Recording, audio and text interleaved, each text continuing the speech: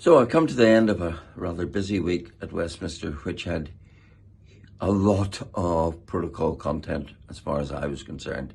The week began with a debate in Westminster Hall. That's the secondary chamber, as it were, where members can debate matters.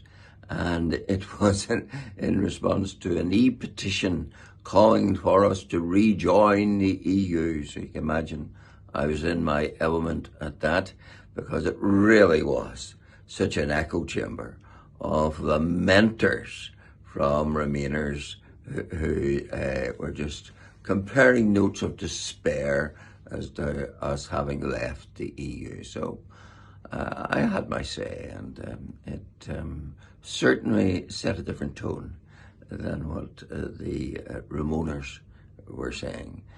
Then in the chamber, we had the report stage of the tobacco and vaping bill, an important bill, but a bill which frankly will never apply to Northern Ireland, because even though it says on the face of it it applies to Northern Ireland, it breaches a European directive on tobacco, which prohibits you from preventing the sale of tobacco, whereas this bill would progressively prevent its sale to anyone born after 2010.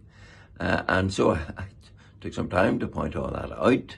The government, of course, says, oh no, it will apply, but then they told us the same about the Legacy Act, they told us the same about the Rwanda Act, both of which were then struck down by the High Court because of the superiority, the pernicious superiority of EU law in Northern Ireland.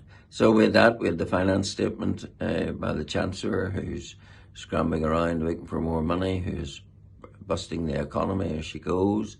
And I was making some parallels with some things that had happened in Stormont with the voluntary exit scheme.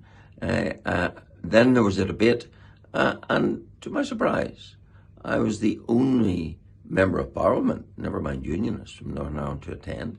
It was on Northern Ireland affairs and the St. Patrick's Day on St. Patrick's. So, but to think that a Northern Ireland affairs debate, there would only be one representative present, I thought was quite appalling. So I certainly didn't miss the opportunity to drive home a few home truths about the Republic of Ireland, how they initiated and sustained the terrorist campaign of the IRA, how they refused extradition, how they forced the EU into the protocol.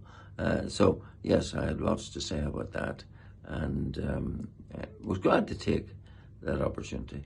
A few other things as well, and of course I made mention of the fact that in just a few weeks, the next phase of the Irish border, the parcels border, comes into effect, and I had a fair bit to say about that as well. So another busy week, just another week and a half before the Easter break, and that'll be welcome in itself. But thank you again for your ongoing support.